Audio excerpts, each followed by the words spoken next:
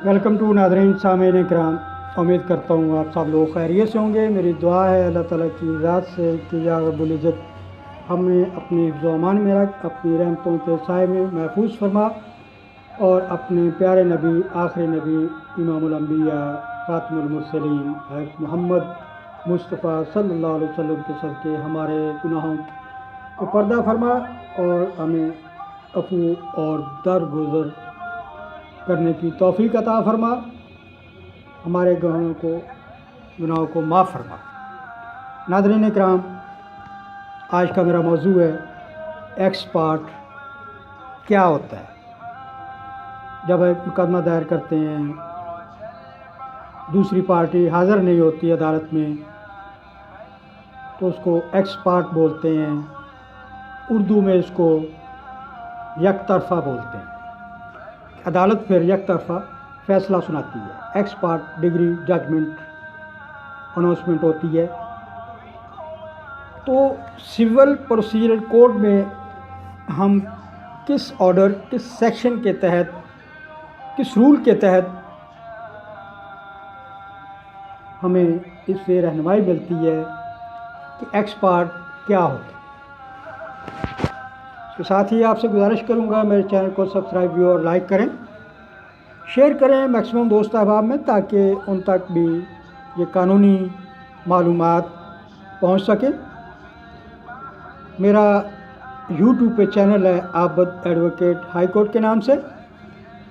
आप लोग तालिब इल्म हज़रात, क्लाइंट्स, वक्ल, जो भी किसी भी किस्म का कानूनी मसला हो, टैक्स के बारे में हो, फौजदारी हो, दीवानी हो, लड़ाई झगड़ों का हो, कत्ल का हो, कोई भी किसी भी किस्म का कंपनियों की बिज़नेस कॉर्पोरेट अफेयर्स के मतलब, रजिस्ट्रेशनों के मतलब, हर किस्म की रजिस्ट्रेशनें, लोगो, ट्रेडमार्क वगैरह, तो हम मुझसे रब्ता कर सकते हैं। मेरा मोबाइल नंबर 0334 940 9286 है, जो डिस्क्रिप्शन में भी लिखा होता है। व्हाट्सएप पे भी यही है। लाहौर से मेरा ताल्लुक़ है। सर्विसेज से मैटर हों, कोई भी किसी किस्म के हों, आप मुझसे रब्ता कर सकते हैं। इंशाल्लाह आपको सफिशेंट माकूल जवाब और आपके केस के लिए कार्रवाई भी हम करते हैं। तो नाज़रीन इकराम, एक्स पार्ट ये ऑर्डर 9 रूल 6, 7, 8, 13, 14 CPC में आता है। अदर इसकी मुतल्लिका प्रोविजंस जो हैं वो order 17 rule 2 of civil procedural code. अब आते हैं एक्स पार्ट की मीनिंग क्या है, मतलब क्या है उसकी तरफ। The term x part means in the absence of other party,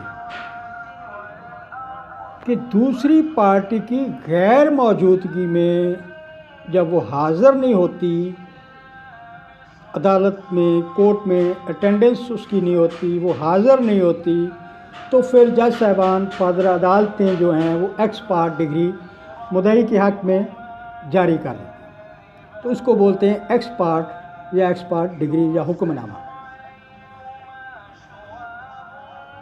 procedure जो है इसका, When only plaintiff appears, जब मुद्दई तो हाज़िर हो गया, मुद्दा अलग, डिफेंडेंट पार्टी, अदर पार्टी जो है वो हाज़िर नहीं होती अदालत में, अदालत की कानूनी कार्रवाइयों के बावजूद, तो ये उस सूरत में एक्स पार्ट डिग्री का जो मरहला शुरू होता है। ये under 9 rule 6 of civil procedure code इसकी हमारी रहनुमाई करता है। वेयर ओनली प्लेंटिफ अपीयर्स, जहाँ मुद्दई तो हाजिर है, and the defendant does not appear when the suit is called on for hearing,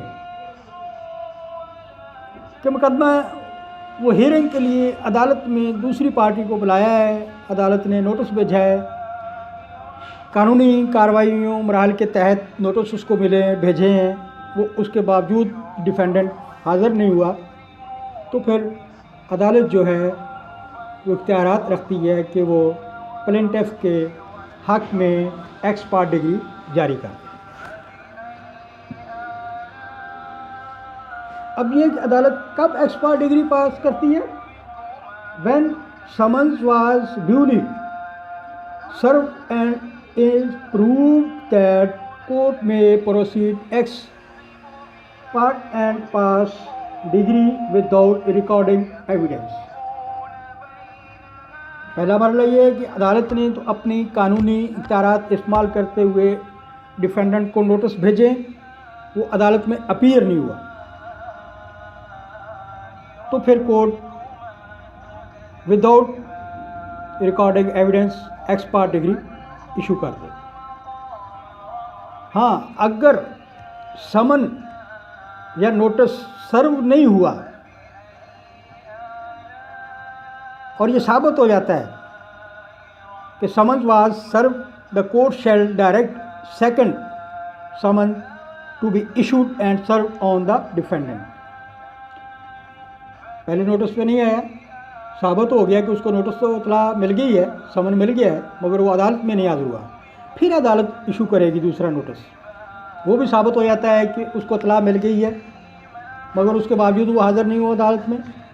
मुद्दई हाज़िर हो रहा है अदालत में, जिस तारीख को अदालत ने कोर्ट में अदालत में फाजिल जज साहबान ने बुलाया है, मुद्दई हाज़िर हो रहा है मगर मुद्दाअलय हाज़िर नहीं हो रहा। तीसरा समन भी भेजा जाता है, summon serve but not in due time, the court shall postpone the hearing of the suit to future day to be fixed by the court। अगले दिन के लिए, आने वाले दिन के लिए कोर्ट जो है वो उसको जो दिन, डेट, टाइम, अटेंडेंस के लिए फिक्स करेगी। Court shall direct notice of such day to be given to the defendant. वो आखिरी नोटिस पे इन्फोर्स करेगी अदालत कि उसको दिया जाए और उसको बुलाया जाए। उसके बावजूद डिफेंडेंट मुद्दाअलय अदालत में हाज़िर नहीं होता। Where summon not duty serve on default of plaintiff, the court shall order the plaintiff to pay the cost occasioned by the postponement. Court को मुद्दई वो नोटिस पोस्टपोन करने के चार्जेस या लागत अदा करेगा। तो नाज़रीन इकराम, ये थोड़ा ब्रीफली मैंने सिंपल सादा अल्फाज में बता दिया है कि एक्स पार्ट का मतलब क्या है, कि जब मुद्दई तो हाज़िर है, मुद्दाअलय कोर्ट के बार बार समन भेजने पर भी हाज़िर नहीं होता, तो कानून ने फाजिल जज साहबान, फाजिल अदालत को ये इख्तियारात दे रखे हैं कि वो एक्स पार्ट फ़ैसला सुना दे, डिग्री मुद्दई के हक़ में हो जाती है।